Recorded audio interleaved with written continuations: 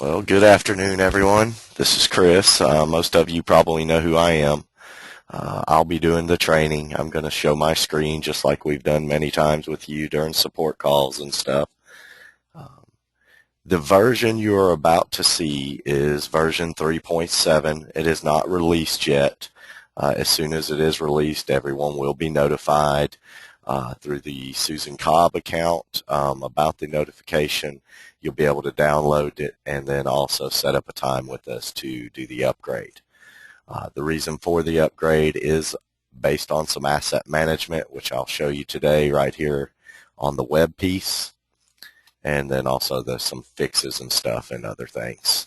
But we are just going to go over asset management, so I'm going to do the particulars, and if you have any questions, just send them via chat. So to begin with, how do we do asset management is how do we bring everything in. So I'll right-click on what we call the customer. I'm going to identify computers and groups, and I'm going to do an Active Directory scan. Most of you only have one domain, but if you have more than that, just click on the ellipsis button and choose the domain you want to import. Now, you can check Sync with AD, which will sync exactly with your AD. It'll bring in all your OUs, all your computers, and all your users. If, for instance, you were looking for just a certain individual, you had a new user, and his name was Chris, then you can put the wildcats in there, load it. It'll pull everyone that has that, and then you can import that one user. You can do that with computers also. There are other ways to do this. This is where a lot of people don't know, so what I'm going to do is I'm going to get out of the Active Directory. If I wanted to bring a user in right here, you just enter in a new user. I just right-click in the white space. I go to User. I go to New User. I click the ellipsis button, and I can also bring them in here. As long as they're in your Active Directory, the user can be brought in.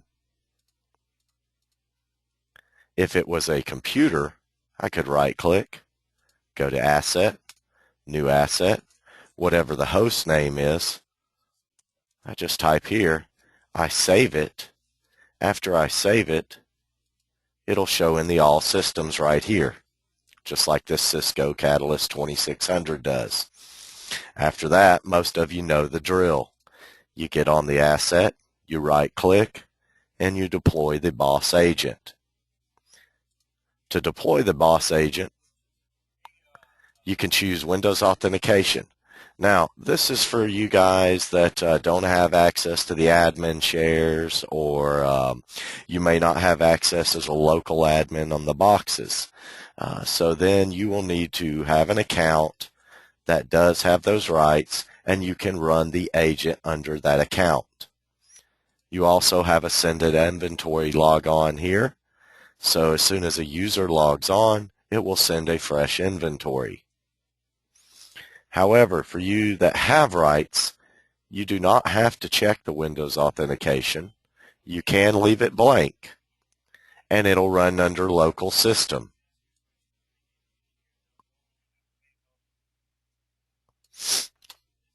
And then you can do all of these features. And I'm going to go through the new one that some of you there are seeing. So now, what we have done on the Send a Request Tos, anything that requires the agent is in Send a Request To, except for one new thing, and it's called Collect Client List Inventory. And it is just that. It will use WMI. We'll click it. It'll queue it. We have a web service running on your server now with this version that will then run 5 to 10 minutes later, and then it'll bring the inventory up here. How will you know it happened? You can check the last inventory log, and you can also go to that service and run it and see what it did.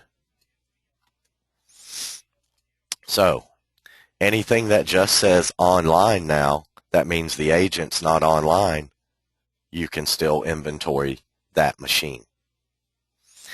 Now, anyone that has online dash running, we know that the agent's on there and it's running. Now I can right click and I can still gather inventory the old way. I can do a net send message if it's an XP box. Net send does not work on Windows 7 boxes. They block it due to security. So that feature is going to have to go away, or we're going to have to figure out a way around it. All your other features, log off, shut down, lock them down, clean up their disk, all work, along with deploy package. Now, I'm not going to go through scripting today, but I will show you that if you want to deploy like Adobe, you simply click on the script you want to use. Most current logged in users do not have rights to install on their PCs. You don't give them rights. So you will simply check user, which will put your credentials in here. You'll enter in your password. You'll say OK, and then that will push the script to the machine. Now, if the script is written correctly, then it will install.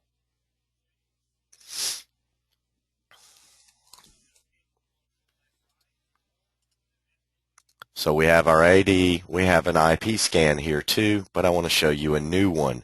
This is only in 3.7.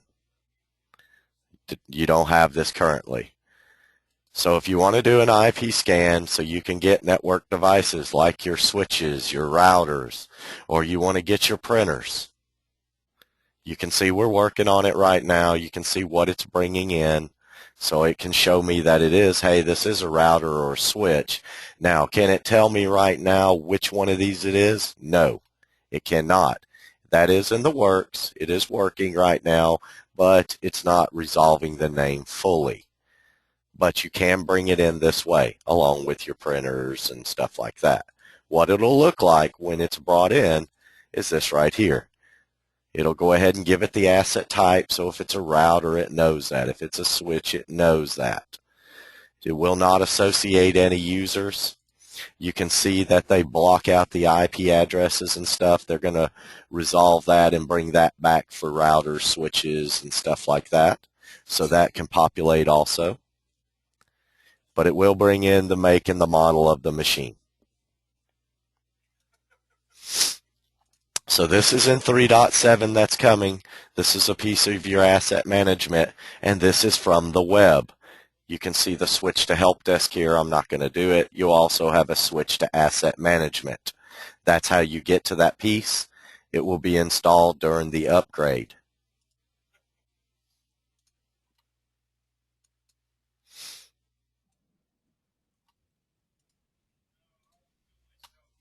And as people join, we'll hear a little noise here and there, and I'll go mute them. So sorry about that. Now, for asset management, we can look at what we can bring in. So we're going to look at an asset here that's just a VMware machine. So it's going to bring in host name.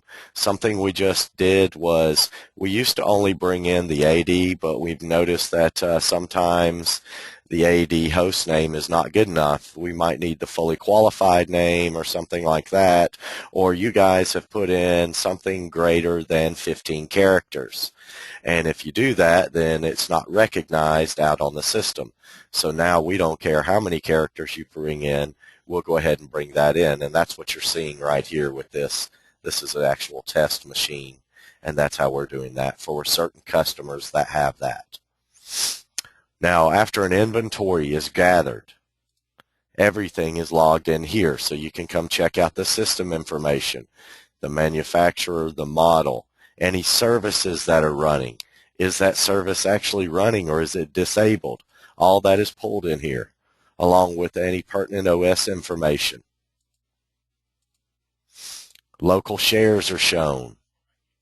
On the hardware side, we can go as far as telling you what the baseboard is in the machine, physical memory if there is slots, what's in those slots. On the software side, you'll see we break out the IE version for you. We're also bringing in just everything that's in add remove programs.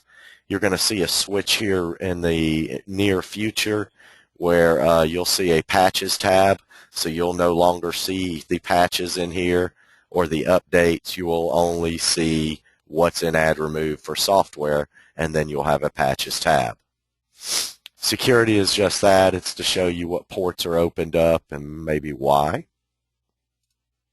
And there's our agent, and that's the port it runs under. Configuration, regional settings, all of this is set up during your inventory. So we're going to look at that. Force inventory. This will overwrite the current file in the boss client folder. So you will want to do this if you want a fresh inventory. If you don't care about that and all you want to make sure is nothing changed on the software side, then you don't have to check this and you can say okay. If anything has changed, it'll automatically update. If nothing has changed, it will update the last inventory date and timestamp. Advanced options, though, are what you're going to gather. Now, I've told people many times, scan software, environmental variables, and extensions. Yes, they can be gathered. However, if they're not needed, don't turn them to true because you're looking at anywhere from 10 to 30 minutes for an inventory, depending on how much stuff is on that computer, how old the computer is, and let's say if it's low on hard drive or memory, then that can take even more time. If you want the pertinent things, it's all up here in the trues, and then you can just flip all these others that you want to see to true. You can even turn patches to true. I'm sorry, that one's false. But scan software, environmental variables, and extensions. My advice is to leave those turned to false. Some of you want to know about AD syncs. Come into the Support Central servers and tasks, do new task, next, AD sync. You'll want to set this a day in advance. So you'll want to say tomorrow, maybe at 6 a.m. You just type in AD sync, say next and finish, and then it's going to sync on AD every day for this customer or this domain. Now, if you want more than one, simply come back, right-click, new task, AD sync, midday. Maybe you want this one to go off at 12.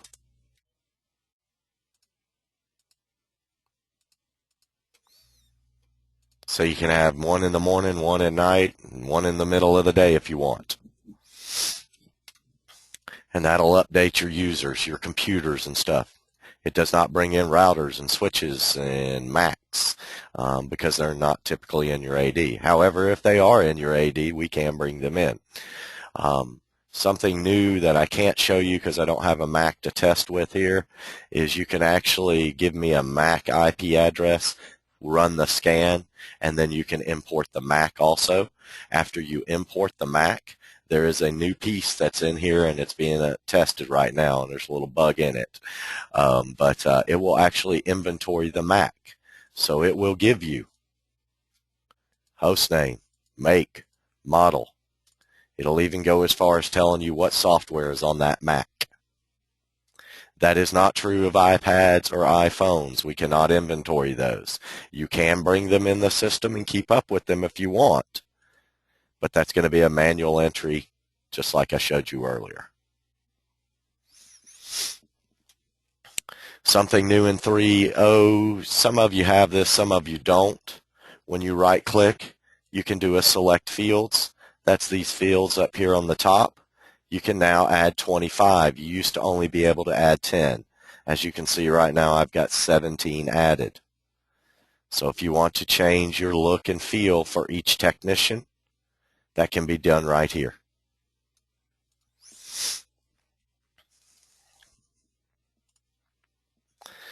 I'm going to go over remote tools. Now, remote tools is set up right here. So if you're an enterprise administrator, you can go up here to tools, external tools, and then this is all set up currently for you in your system. If it's not, then you have an older version and may not be using that yet. If you're on a 2.0 version, 2.148, you may not see this. If you're on a 3.0 version, you should see this. We set up a share on your server. These are already preloaded, so Event Viewer, Remote Desktop, Management Console, Browse the Admin Share, Tight VNC, Ultra VNC. They're all built in. Start the server service. That one's no longer needed. Start the boss agent, though, may be. Now you can see what we're doing here is basically we name it. We run out to an executable. And that can even be on a desktop. So if we were using Bombgar or Dameware, we just need to find out where the executable is located. And then we can put in their silent switches along with our %asset%. And then what that'll allow me to do is come over here to any hostname machine, right-click, Remote Tools, and then I can run any of those. So if I want to browse an admin share, I can simply do that right to that machine. If I want a remote desktop, and that's Microsoft's remote desktop, I can go right to that machine. I don't have Dameware built onto this machine, or I'd show you that too, but I can even use other people's executables, such as Dameware, and some of you do use that. Some of you have Bombgar, some of you have GoToAssist, and things of that nature. You can all plug those in here and then simply run it from the application itself. The Start Boss Agent is just that. If you come on and this says online-stopped, that means the agent's not currently running. You can go to Remote Tools and Start Boss Agent. So it's a quicker way than redeploying over the top of it or anything like that. You can add as many tools in here as you want. So there is no limit. And you can add anything that has an executable in here. MMC, I'm just going to go through these real quick. It also has Event Viewer already in it. So if you want to check the Event Viewer logs, they're at your fingertips. You need to see who's part of the local users groups, what groups are added. Need to edit them. It's at your fingertips now. You can even get into their services as long as you have rights. Some of you may or may not have rights. I don't know that answer, but if you do, then you could start it. If I need to come in here and change this logon,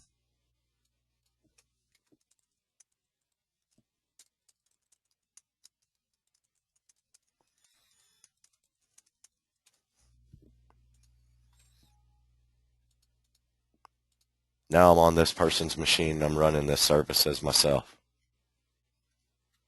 These are all things you have at your fingertips right now if you're on 3.0. And when you get to 3.7, a lot of the fixes and the inventory on the website will be at your fingertips also. A lot of you know about the mobile apps. So if you have that already on your iPads or your iPhones or your Droids, you can also still scan and upload that information into the database too. There is a new mobile app and help desk app. They were just released out on the iTunes store today, so you should have an update for that. If you don't, you'll want to go ahead and go out there and look for it and do the update itself. So, deploy the boss agent. We get all these features. You also have all these features, but they don't require the agent. You just have to have the proper rights.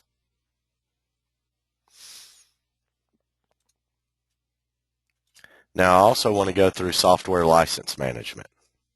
This is your central repository of all the software you've ever gathered through inventories in the BOSS system. So if I want to look at Skype, for instance, and maybe I want to go look at the latest Skypes. So if I want to look at Skype 510, I can see who has it, who doesn't have it. I can edit the software to this. Is it tracked? Is it disabled? We can do license information against it. And we have changed this so you have per processor, per node, site licensing, different subscriptions and stuff like that. It's all at your fingertips. Something they're going to add is a delete. Right now, they added an add new software. So if I didn't currently have Skype, and a lot of you may buy Office 2012 ahead of time before you're going to install it, but you don't inventory it. So it's not in the system, so you can't log the license details. Well, now you can do that ahead of time by simply just right-clicking and add new software. Something they're going to be adding for me, since we can add new software, is delete software. So like Skype 4.2 or 5.8, and it may no longer be valid. So we're going to allow you to delete that out of the system if it's no longer there, if it's a version that's just expired. That way this will be more clean. It'll be more like your add remove programs in your software of all your computers, and you'll be able to control the licensing issues and what's in this system a little easier.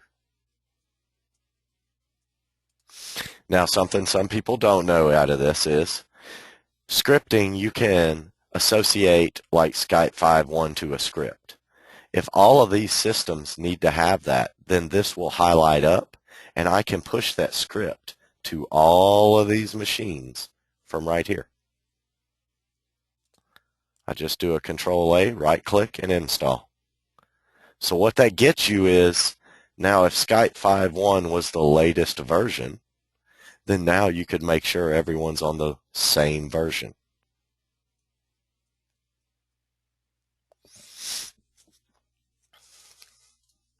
Recommendations on inventory and pushes. When you want to deploy something, inventory something, or push a lot of scripts, I don't recommend working out of all systems. One, your share may not be able to handle it. So where you're storing the MSI or the executable, it may only allow a maximum of 100 connections. And then all of a sudden it starts failing. That's not the product failing. That's your share not allowing us to connect to it to push that MSI or that executable. What I recommend to people is working out of your OUs. They're simply smaller and more defined for you, and it's easier to maintain that, hey, I've already done this OU. So if I went and did the computer's OU, I can simply come to task log and see what failed and what was successful, instead of being in all systems and having to filter down just to see from this OU.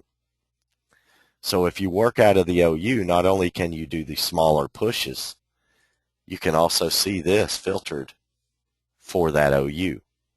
It'll save you time in the long run. Now, something I want to show you in these task logs, when you do inventories or you do deployments, not a lot of you know this, but you can double click on this and it'll give you the reason why it failed. In this case, this agent's running on 1005. We all know that it should be 1101. That's the reason why it couldn't connect to the agent. You will also see in here deployment issues. So if you deploy to a list of machines, I don't think I have any in here, I don't. If you do, simply click on it just like this, and it'll give you, like I just did one the other day, where it said the user basically did not have rights to install the application. Once we figured out that, hey, we can deploy with this domain admin account, then his script went through. So all that can be loaded here. You'll notice on the inventories, by the way, usually when you do them, you'll get to this second line. This is where the hang up is. If you make it to the third line, you're going to get your inventory. If it never makes it to the third line, that's when you need to come in here and see why it's failing. Typically, fails on inventories will be due to Windows Firewall not having an exception created for the agent, and that will be port 1101. Or maybe you have an antivirus that doesn't like to play nice with the agent. Symantec and Trend, those are usually no problem. Sophos, McAfee, you need to go to your manager and create exceptions for the agent. And the agent is actually this executable and this executable. So you don't create one exception, you create two exceptions. So all the way out to the DECLNTNT50.exe and the DEShell50.exe, both of them run on port 1101. So if you want Windows Firewall on, then you need to create exceptions. Now, one misconception when we're deploying packages. I want to deploy this, Chris, and I used my administrative password, however, it's not going through. Well, on Windows 7, if you have the UAC turned up, then it doesn't allow you to install unless you're basically sitting at the PC. Just like if I click here, let me do a run as administrator.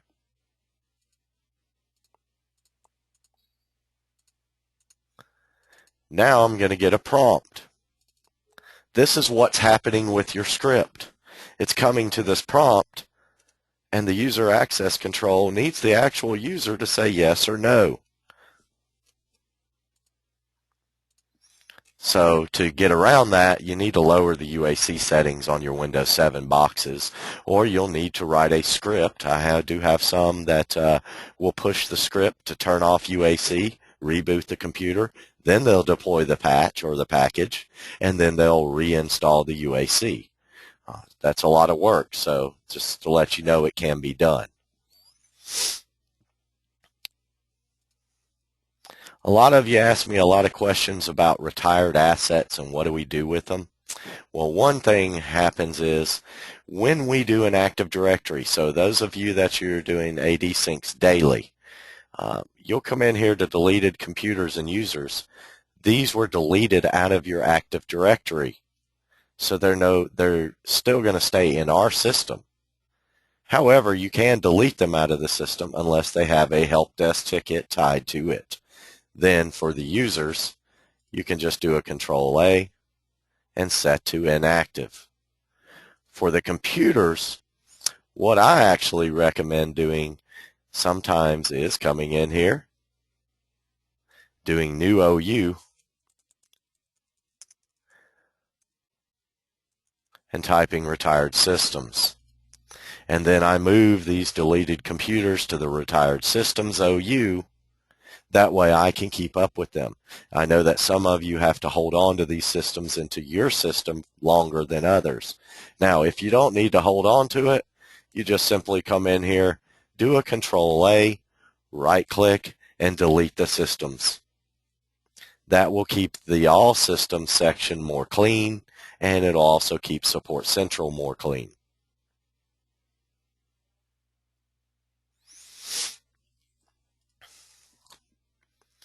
Viewer, this is actually Ultra VNC. It's built in. We give you it because it's free. We'll help you support some of it. However, for your settings on Ultra VNC,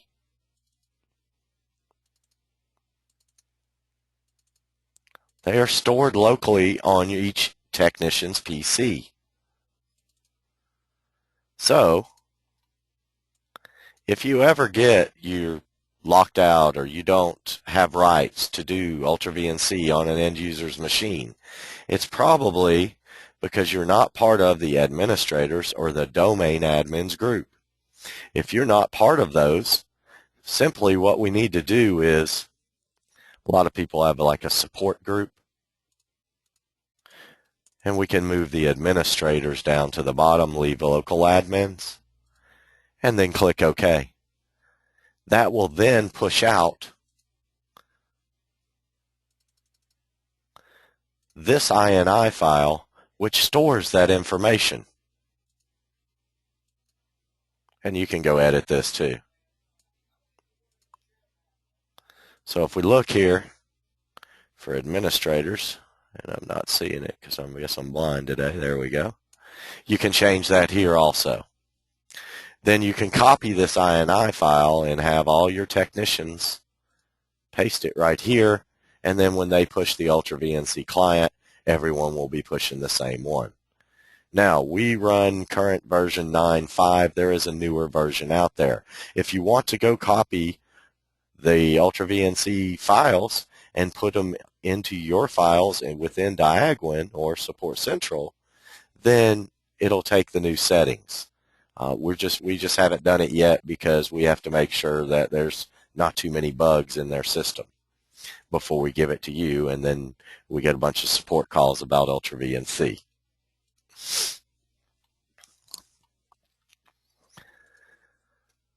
Hardware asset management.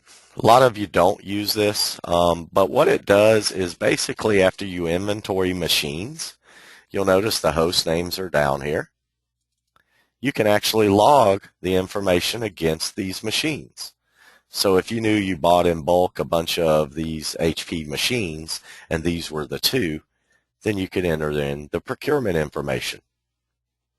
And once again, this is all stored in your SQL tables, so you can run reports against all this information and seeing maybe when you can use lease as a expiration for warranty and stuff like that. I have some people that do that. They'll say it is leased, and then they'll put the warranty date of when the warranty on the machine actually expires, and then they run a report against this so when they know when their machine's warranties all expire on each machine. Now this is manual entry, but it can be done.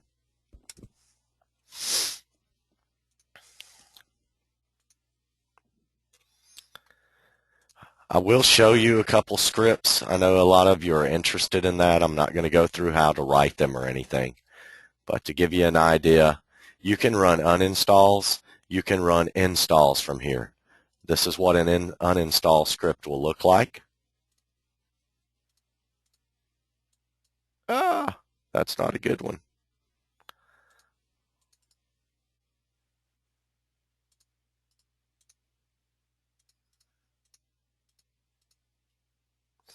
And what we're basically doing is pulling the WinSys directory, which every Windows box has, and we're pulling the MSI executable. The /x is the uninstall command for any MSI. This is the actual uninstall string that I gathered out of the registry of this machine. This is true of all software. Now, does that mean every software has the same uninstall string with version changes? No. So what you'll need to do is if we're going from and we want to uninstall Adobe Reader 9, then we need to go get the Adobe Reader 9 uninstall string because 10 may be different. Now installs are a little bit different.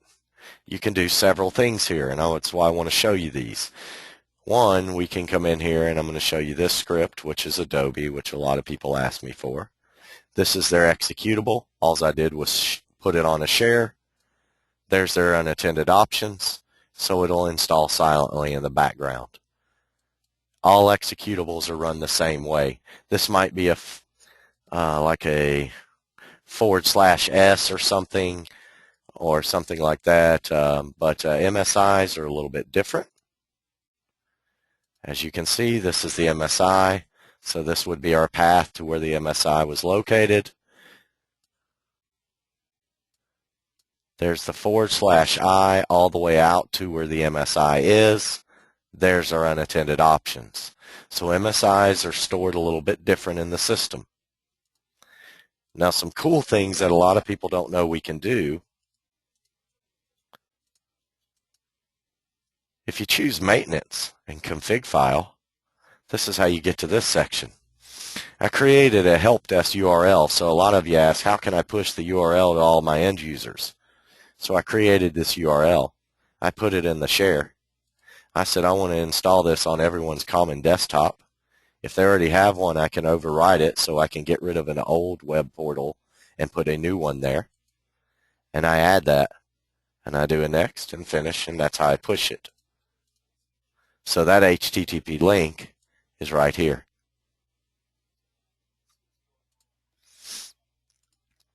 You can do other things in here too. If we come to maintenance and we go to registry key, you'll notice all the keys are going to show up now. So if you need to go to HKey local machine, software, Microsoft, and go edit something in this section, you can put that string in there. So you can do registry hacks from here if you have them. Typically, I like to push things through a batch file.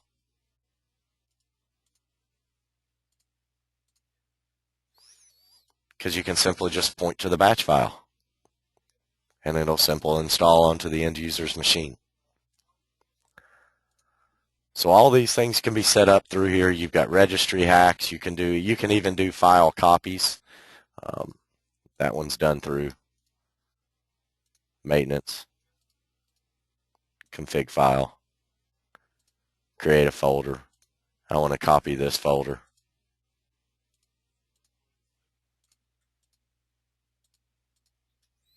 And I'm going to put it here. Then I can put it on another machine, same machine, do whatever I need to do. So all that's at your fingertips.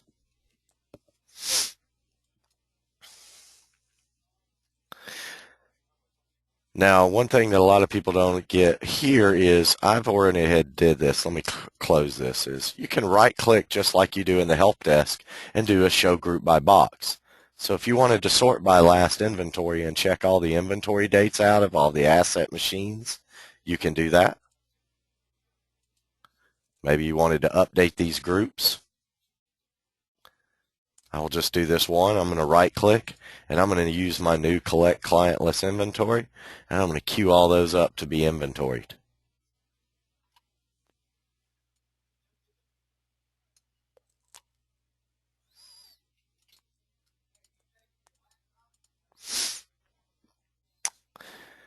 All right. If you want to get rid of that, do it like this.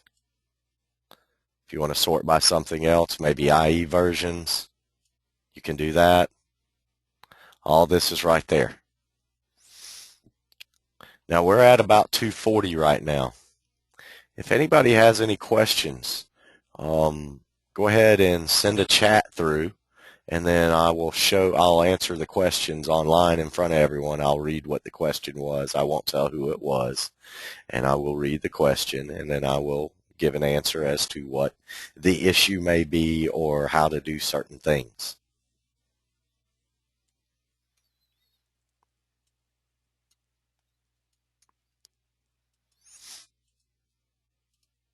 I'll even discuss what's coming. So if you want to know something like that, I can discuss that too in certain cases.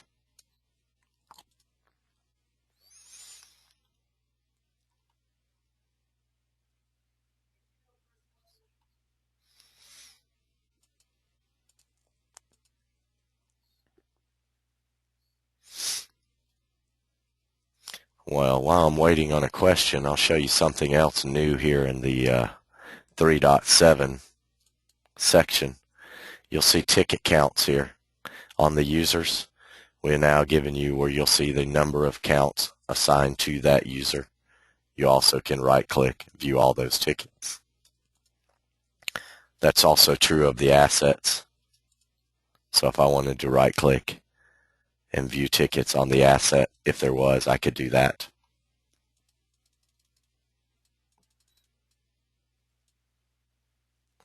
All right, here we go. So is the Asset Manager tool dependent upon being synced with AD? It is dependent on AD unless we do have some customers that they import through CSV files, and that's how they update it through their HR. So that would be how you would do that currently to the guy who sent that question. What is my contact information? Let me go ahead and show that real quick.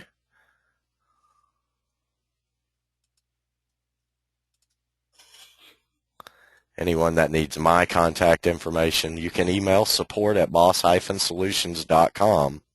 You can also call the 1-800 number, and I am extension 111. And there's my name, Chris Giroux.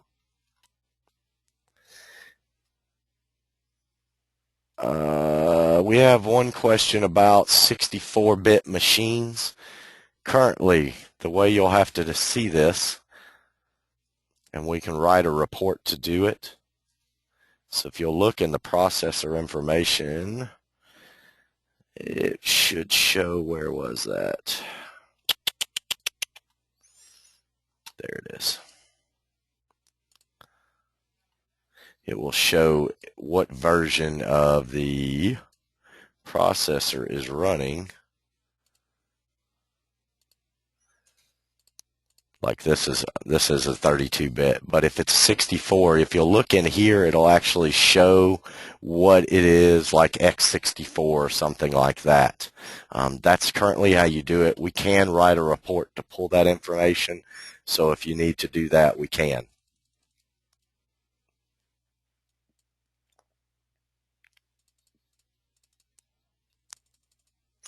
Yes, there will be trainings like this monthly from now on.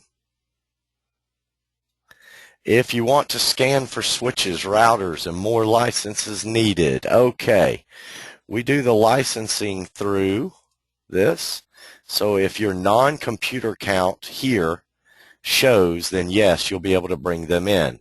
Anybody that's on unlimited licensing, then yes, you'll be able to bring as many in as you want. You should already have those licensings in the system.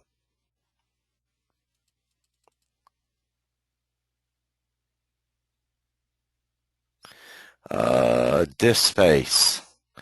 It does not show disk space. However, if you're trying to do an inventory or you're doing a deployment to that machine, sometimes you will get there's not enough disk space. My system will give you that information. And as far as time spent on work orders, I'm not going to really discuss help desk, but to give you do have timesheet in there. So if you go to your work order, you can right-click and do a timesheet. Reports. Somebody's asking about when we're going to do a course on writing reports. We will probably have Surrey do that one. He's our SQL guy, and most of our reports are written in SQL anyway. So if you're familiar with SQL, then you can go ahead and write your reports now. If you need to know what tables to go to, I can give you the main tables out of that. That won't be a problem at all.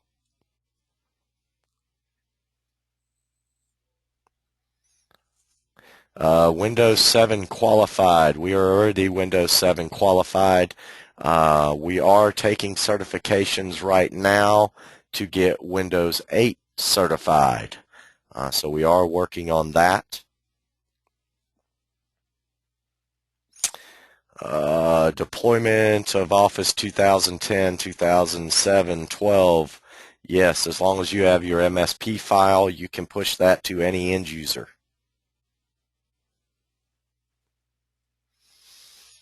Asset aging, that's shown basically here in the asset side. I'm not understanding that question though.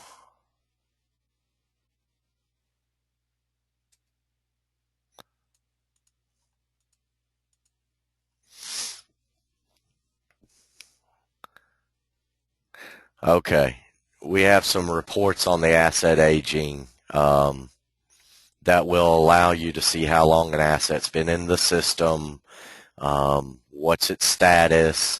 That's basically built for those retired systems also, and then it'll also be brought in as to when you brought the system in and when you took it out of the system.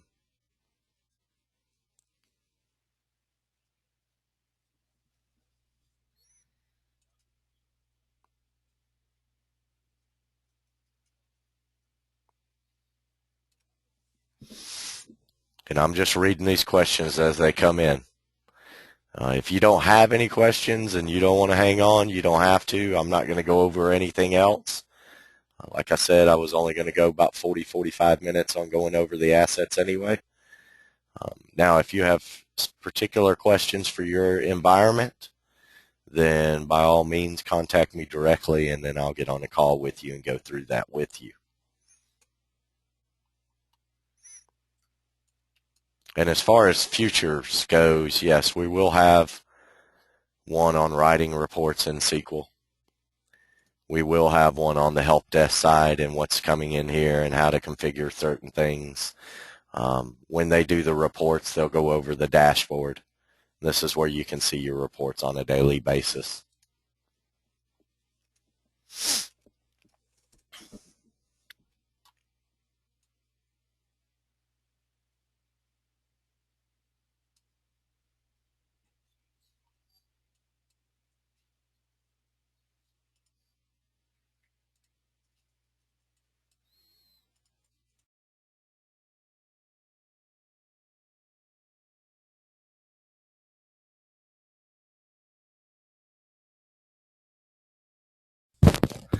All right, looks like the questions are slowing up now.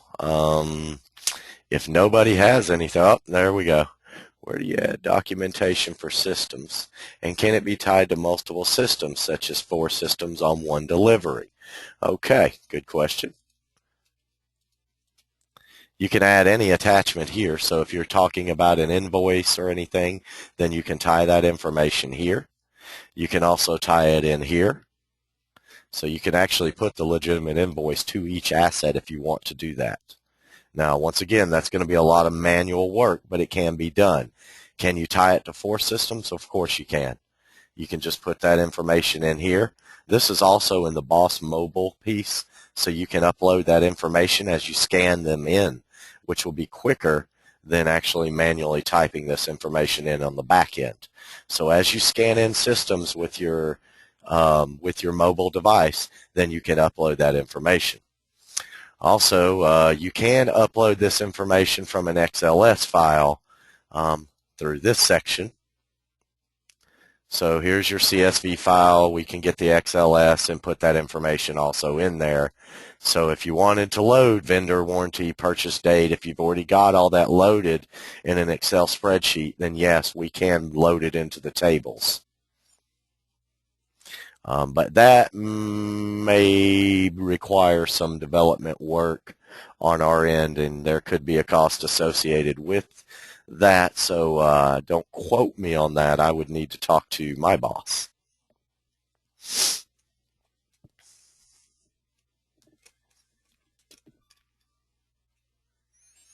Also, there will be a recording put of this out on the website.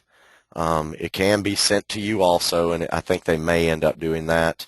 But if you ever want to go back and view anything on asset management, you can go to the support website, go to the videos, and in the videos you will be able to see that, along with there's some other videos out there like how users can use the help desk web portal, and there will be a help desk one out there shortly, along with any other training we do. We're going to start putting them out on the website for you.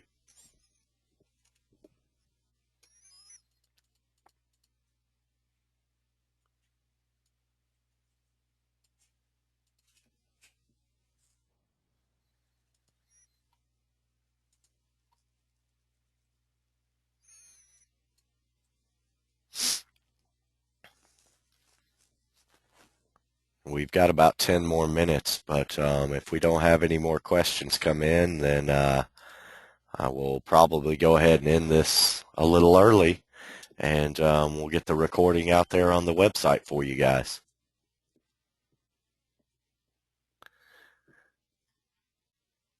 Okay. Looks like everyone's dropping off. Just to let you know, if you need some one-on-one training, that is available. It's a professional service charge. We can come on site. We can do it online. Just need to talk to your sales rep, or you can talk to me and I can put you in touch with the right person.